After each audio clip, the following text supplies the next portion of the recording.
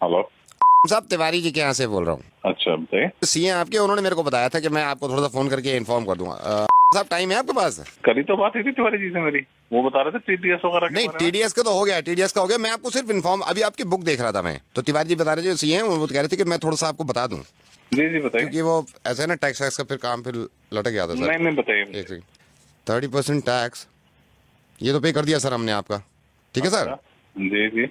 10% TDS भी आपका, तिवारी जी ने कहा था टीडीएस। हाँ तो ये तो पता ही है, मेरे को बता दिया था उन्होंने। इसके दो ना फायदे बता रहा था इसको मैं आपके। तो सर 30% जो टैक्स कटा है आपका, क्योंकि सर आपका स्लैब जो है वो 12 लाख से ऊपर है, तो 30% टैक्स कटने का फायदा ये है सर, कम से कम कल को इनकम टैक्स का डंडा तो नहीं होगा। और जो सही है, ये 10% टीडीएस भी आपने इसलिए काटा कि कल को आपको कोई प्रॉब्लम ना हो, ठीक है। है ना। तो सर ये दो फायदे हो गए, मतलब इनकम टैक्स के डंडे से बच गए, दूसरा ये टीडीएस के भी डंडे से बच गए। क्या कहना चाह रहे हो? ये तो मुझे ही पता है। नहीं, मैं नहीं, कम से कम इस जिम्मेदारी से बच गए ना। क्या कह रहे हो यार? सर मैं ये कह रहा हूँ, ये देने के बाद आपके ऊपर से जिम्मेदारी हट गई, आप कल को पागल है कि एक ही बात 30% को पकड़ लिया तूने? मेरे को पता नहीं है ये बात। ये तो पता है सर आपको। तो 30% टैक्स दे दिया तो इनकम टैक्स का डंडा आप पे नहीं पड़ेगा, आपकी जिम्मेदारी खत्म, आप बुरा मत मानिए सर। लेकिन इनका डंडा पड़ गया, ये क्या होगा फिर? यार रोजे रमजान में गालियां दिलवाएगा, क्या रह गया? सर ये क्या? सर 2.5% ज़कात। है 2.5% ज़कात।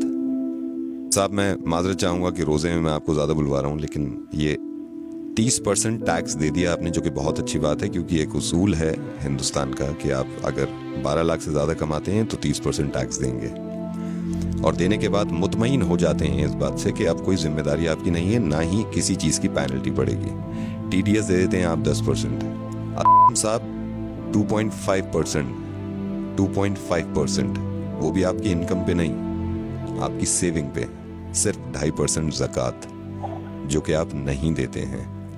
आप बिल्कुल ये मत समझिएगा कि मैं इस चीज़ के लिए शर्मिंदा करना चाह रहा हूँ आपको, मैं नाम तक नहीं बता रहा हूँ भाई। मैं सिर्फ ये कहना चाह रहा हूँ कि अगर आप इनकम टैक्स नहीं देंगे तो उससे ज़ाती तौर पर किसी एक इंसान को परेशानी नहीं होगी, वो हमारे मुल्क की तरक्की के आड़े आता है। लेकिन अगर ज़कात नहीं देंगे, वो भी सिर्फ 2.5%, कोई ना कोई तो अल्लाह ताला ने आप में ये बात देखी होगी, सलाहियत देखी होगी कि ये एक ऐसा बंदा है मेरा जिसको मैं इतना दूं, इतना नवाजूं, और अल्लाह ताला को पूरी उम्मीद होगी देने से पहले कि ये इंशाल्लाह उस पैसे में से ज़कात निकालेगा और उन लोगों की मदद करेगा जो मुस्तहिक हैं, जो परेशान हैं, और ख़ास तौर से इस महीने में, जिस महीने में ज़्यादा से ज़्यादा निकालना चाहिए। मैं माफ़ी चाहूँगा सबसे पहले कि मैं इस तरह आपको फ़ोन कर रहा हूँ। मैं रेडियो मिर्ची से नवेद बोल रहा हूँ असलम भाई, और इस बात की किना मत रखिएगा दिल में, वो आपसे मोहब्बत ही करते होंगे जिन्होंने ये बताया कि आप उन्हें प्लीज समझाइए कि वो ज़कात दिया करें, क्योंकि वो भी ये चाहते हैं कि आपकी आखिरत संभल जाए। फोन मत काटिएगा, मैं छोटी सी बात आपकी इस बच्चे की कराना चाहता हूँ। मैंने फोन पे इनको होल्ड पे रखा हुआ और ये बहुत देर से इंतजार कर रहा है। मैं रेहान, जरा फिर से बताना, तुम्हारी अम्मी ने आज रोजा रखा है? नहीं रखा। रेहान क्यों नहीं रखा रोजा उन्होंने?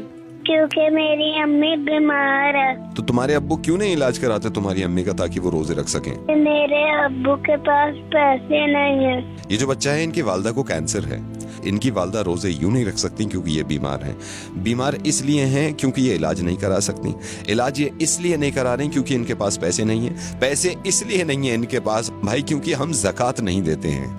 बहुत मुमकिन था ये कि हम हॉस्पिटल के बाहर अपनी वालदा के साथ बीमार पड़े होते और हम इंतजार कर रहे होते कि कोई ज़कात दे, और इनके वालिद यहाँ बैठे होते जहां पे आप हैं, और ये अगर ज़कात ना देते और हम तक ना पहुंचती तो कैसा लगता? आपके माशाल्लाह 2 मासूम बहुत प्यारे बच्चे हैं, और मैं ये दुआ करूंगा कि इंशाल्लाह बहुत लंबी उम्र हो उनकी और बहुत तरक्की करें वो। टैक्स नहीं देते हम तो कितना घबरा जाते हैं कि नोटिस आ जाएगा इनकम टैक्स की तरफ से। ज़कात नहीं देते हम तो जिसकी माफी नहीं है और उस नोटिस का कोई बदल नहीं होगा। मैं ये नहीं कह रहा हूं कि आप किसको दें, आप जिसको सही समझे, जिसको लगे कि मुस्तहिक है, उसको ज़कात दीजिए। इंशाल्लाह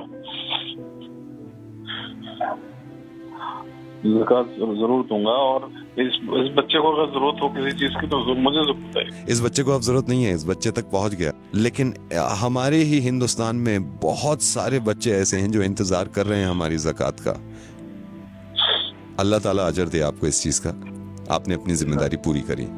एक जिम्मेदारी आपकी बन जाती है। ये जो आपने सुना है इस चीज़ को दूसरों तक पहुंचाइएगा और यकीन मानिए इस बात का कि इतने अच्छे कौम में लोग हैं, उनके दिल इतने अच्छे हैं, कहीं ना कहीं वो या तो भूल जाते हैं या थोड़ा सा मिसगाइड हो जाते हैं। इंशाल्लाह ज़रूर लोग एक दूसरे की मदद करेंगे और ज़कात निकालेंगे।